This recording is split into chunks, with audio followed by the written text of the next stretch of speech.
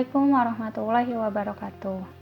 Halo teman-teman semua, pada kesempatan kali ini kami dari kelompok 11 yang beranggotakan Afifah Nurul Wahidah Asadiyah, Bangkit Fadilah Sabil, dan Muhammad Farhan Izzuddin akan mereview jurnal yang berjudul Corporate Governance Quality of Islamic Bank, Measurement and Effect on Financial Performance. Jurnal ini ditulis oleh Hana Ajili dan juga Abdul Fattah Bauri. Penelitian ini bertujuan untuk menilai pengukuran kualitas tata kelola di Islamic Bank dan pengaruhnya terhadap kinerja keuangan. Implikasi dari studi ini adalah untuk membantu para pemangku kepentingan Islamic Bank agar lebih memahami praktik tata kelola dari Islamic Bank itu sendiri. Selain itu, agar regulator di Islamic Bank di negara-negara Gulf Cooperation Council atau GCC peka terhadap perlunya meningkatkan persyaratan tata kelola yang ada. Para ekonom dan praktisi tentunya tidak asing dong mendengar tata kelola perusahaan atau good corporate governance ini. Tata kelola perusahaan menurut The Organization for Economic Cooperation and Development atau OECD didefinisikan sebagai seperangkat hubungan antara manajemen perusahaan, dewan komisaris dan direksi, pemegang saham, dan para pemangku kepentingan lainnya. Nah, hubungan ini sudah banyak yang meneliti melalui berbagai teori, seperti teori keagenan, teori penatagunaan, dan juga teori pemangku kepentingan.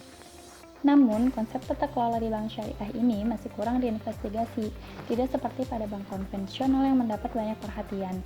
Karena sebagian literatur yang ada tentang topik tersebut kebanyakan difokuskan pada perbedaan antara pemahaman konsep tata kelola di negara-negara barat dan Islam saja. Hasan mengungkapkan bahwa dari perspektif Islam, konsep tata kelola tidaklah jauh berbeda dengan definisi konvensional, karena mengacu pada sistem di mana perusahaan akan diarahkan dan dikendalikan dengan tujuan untuk melindungi kepentingan dan hak semua pemangku kepentingan. Sependapat dengan ide ini, Bukhari dan kawan-kawan berpendapat bahwa definisi tata kelola Islam ditandai secara unik dengan menambahkan aturan Islam ke model pemangku kepentingan yang diusulkan dalam tata kelola.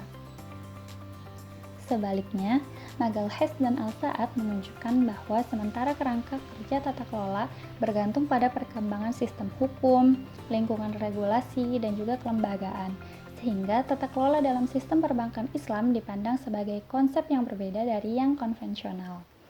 Dalam praktiknya, tata kelola perusahaan syariah mengharuskan para pemangku kepentingan untuk meyakini bahwa lembaga keuangan Islam atau IFI adalah penyedia layanan keuangan yang efisien, stabil, dapat dipercaya, dan juga sesuai dengan hukum keuangan Islam yang ada.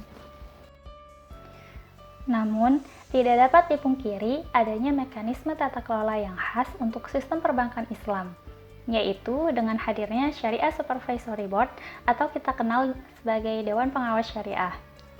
DPS ini mempunyai tanggung jawab untuk memastikan terpenuhinya kepatuhan transaksi dan juga operasi dengan Hukum Keuangan Islam atau IFL. AAOIV mendefinisikan SSB sebagai badan independen ahli hukum khusus dalam jurisprudensi komersial Islam dan juga sebagai pakar keuangan Islam. Sayangnya, penelitian terkait ini menimbulkan banyaknya kontroversi antara peneliti. Adanya peneliti yang menilai bahwa tata kelola Islamic Bank sama dengan bank konvensional, dan ada pula peneliti yang beranggapan bahwa tata kelola Islamic Bank berbeda dengan yang ada di konvensional. Sehingga tata kelola Islamic Bank tetap sulit untuk dipahami dan penilaian kualitasnya perlu diselidiki lebih dalam lagi. Selain itu, meskipun terdapat banyaknya penelitian empiris tentang dampak corporate governance terhadap kinerja perusahaan di berbagai negara, tetapi hanya sedikit informasi yang tersedia tentang tata kelola dan juga kinerja perbankan Islam. Misalnya, Gayat yang mempelajari pengaruh tata kelola pada kinerja Islamic Bank, tetapi hanya memfokuskan pada Islamic Bank di Bahrain saja, dan juga hanya menggunakan satu mekanisme tata kelola yaitu SSB. Namun, karena peningkatan tajam baru-baru ini, sehingga menampilkan Islamic Bank sebagai pesaing serius bagi yang konvensional, penelitian ini dimaksudkan untuk memperluas penelitian-penelitian sebelumnya terhadap pengembangan indeks tata kelola teoritis untuk menilai tata kelola tersebut. Selanjutnya, kinerja Komite Audit dan Bank Islam. Peran utama Komite Audit adalah untuk menjamin kualitas yang lebih baik dari pelaporan keuangan yang diungkapkan. Namun, Efektivitas komite audit berbeda dalam fungsi 3 variabel, yakni jumlah anggota, independensi, dan frekuensi rapat. Berkaitan dengan jumlah anggota komite, Klein mengungkapkan bahwa peningkatan jumlah anggota cenderung memberikan pengawasan yang lebih efektif. Selain itu, Brick dan Chidambaram menunjukkan bahwa independensi pengurus berpengaruh terhadap peran pengawasannya. Oleh karena itu, mereka menyarankan bahwa perusahaan menjamin lebih banyak independensi untuk komite dewan dalam hal aktivitas komite audit. Abbott L. berpendapat bahwa frekuensi pertemuannya adalah sinyal ketekunan yang meningkatkan proses akuntansi keuangan dan menghasilkan kinerja yang lebih baik. Bukti empiris mengenai hubungan antara karakteristik komite audit dan kinerja perusahaan beragam. Chan dan Lee menemukan bukti bahwa kehadiran direktur independen ahli dalam komite audit meningkatkan nilai perusahaan. Sebaliknya, menemukan bahwa ukuran komite dan frekuensi rapat berhubungan negatif dengan efisiensi pendapatan. Lebih lanjut, Brown dan Keller mengungkapkan bahwa baik independensi komite audit maupun ukurannya tidak terkait dengan kinerja operasi. Selanjutnya, kinerja direksi dan bank syariah. Menurut teori keagenan, fungsi utama Board of Director adalah untuk memantau dan mengawasi perilaku manajer perusahaan, untuk memberikan kontrol yang efektif terhadap manajer, dan untuk mengurangi konflik kepentingan di antara para pemangku kepentingan.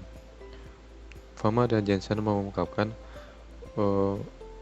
pemisahan keputusan manajerial dari keputusan kontrol dan berpendapat bahwa BOD harus didominasi oleh direktur luar yang independen. Dele et al. Mengungkapkan bahwa dalam teori agensi non-dualitis, CEO meningkatkan efektivitas dewan dalam memantau manajemen. Zabri dan kawan-kawan menegaskan bahwa direktur independen membawa independensi ke dalam dewan dan menambah keragaman, keterampilan, dan keahlian direktur. Dalam literatur perbankan Islam, Bukair dan Abdurrahman menunjukkan bahwa independensi dewan berpengaruh negatif dan pemisahan peran CEO atau ketua tidak berpengaruh pada kinerja IB. Hasil ini dijelaskan oleh fatwa bahwa kurangnya pengetahuan perbankan dan syariah dari direktur non-eksekutif mengurangi efisiensi pemantau dan mengakibatkan kinerja yang buruk. Selain itu, ketua dewan direksi di Dewan Kerjasama Teluk IB memiliki kekuatan yang kuat dalam memilih dan menunjuk CEO. Mola dan Zaman menemukan pengaruh negatif dari independensi dewan dan dualitas CEO ketua terhadap kinerja IB. Mereka menjelaskan praktik tersebut dengan kurangnya direktur yang berkinerja tinggi dan independen. Sebaliknya, Sheikh dan Karim menemukan hubungan yang tidak signifikan antara komposisi dewan dan kinerja keuangan menggunakan sampel IB di Pakistan. Selanjutnya, kinerja Dewan Pengawas Syariah dan Bank Syariah. Mekanisme tata kelola perusahaan yang paling khas dari IB dari yang konvensional adalah Syariah Supervisory Board. Mekanisme ini memiliki 3 peran utama, yaitu sebagai konsultan, mengontrol, dan memastikan. Peran pertama meliputi sertifikasi instrumen keuangan yang diizinkan dan penjelasan cara perhitungan zakat atau pajak Islam. Selanjutnya, DPS berperan penting sebagai mekanisme pengendalian internal dengan tugas mereview dan mengawasi kegiatan seorang IB. Terakhir, peran terpenting DPS adalah memastikan kepatuhan produk dan layanan yang ditawarkan kepada konsumen dan investor dengan aturan dan prinsip Islamic Financial Law. Penelitian ini menggunakan metode kuantitatif, model regresi. Sampel yang digunakan adalah 44 bank yang beroperasi di negara-negara GCC antara lain Bahrain, Kuwait, Qatar, Oman, Uni Emirat Arab, dan Kerajaan Arab Saudi. Ada 3 variabel yang digunakan di dalam penelitian ini. Yang pertama yaitu variabel bebas. Di dalam penelitian ini, variabel bebas yang digunakan adalah kualitas CG yang diukur berdasarkan atribut tata kelola. Kemudian yaitu variabel kontrol. Penelitian ini mengadopsi ukuran bank, umur bank, dan leverage bank sebagai variabel kontrol. Bukair dan Abdul Rahman setuju bahwa ukuran mempengaruhi kinerja bank. Beberapa studi empiris menemukan bahwa leverage memiliki pengaruh negatif yang signifikan terhadap kinerja. Kemudian yang ketiga ada variabel independen. Skor CG keseluruhan berkisar antara 32 sampai 100%, dengan rata-rata 74% menyeratkan bahwa rata-rata 10 dari 14 CG yang baik direkomendasikan oleh IB yang dijadikan sampel.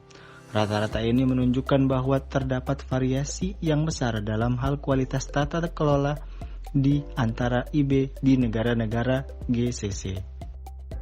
Dalam studi ini, peneliti menyelidiki pengaruh kualitas tata kelola terhadap kinerja keuangan untuk 44 Islamic Bank sampel dari 6 negara GCC selama periode 5 tahun dari 2010 hingga 2014. Hasilnya menunjukkan bahwa 74% rekomendasi CG yang baik oleh Islamic Bank.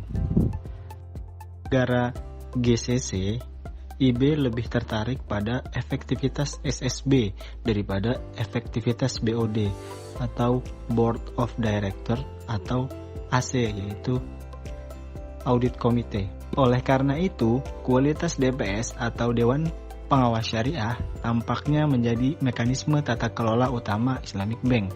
Hal ini dapat dijelaskan dengan prevalensi kepercayaan bahwa kepatuhan terhadap IFL atau Islamic Financial Law menghasilkan kepercayaan yang lebih kuat dari para pemangku kepentingan di perbankan syariah daripada kesesuaian dengan persyaratan CG konvensional.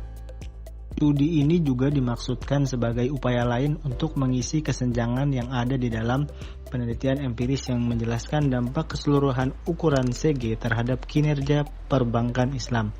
Selain kontribusi akademis, pekerjaan ini atau studi ini akan sangat membantu para pemangku kepentingan Islamic Bank, investor, dan pembuat kebijakan. Memang kurangnya kebutuhan antara kualitas praktik CG dan kinerja harus membuat para regulator Islamic Bank di negara-negara GCC peka akan pentingnya mematuhi persyaratan CG. Karena efek positif dari CG yang baik harus dapat diamati oleh investor, otoritas Islamic Bank harus mengarahkan upaya yang lebih kuat untuk menerapkan langkah-langkah reformasi CG dan menerapkan lebih banyak persyaratan yang menjamin kinerja Islamic Bank.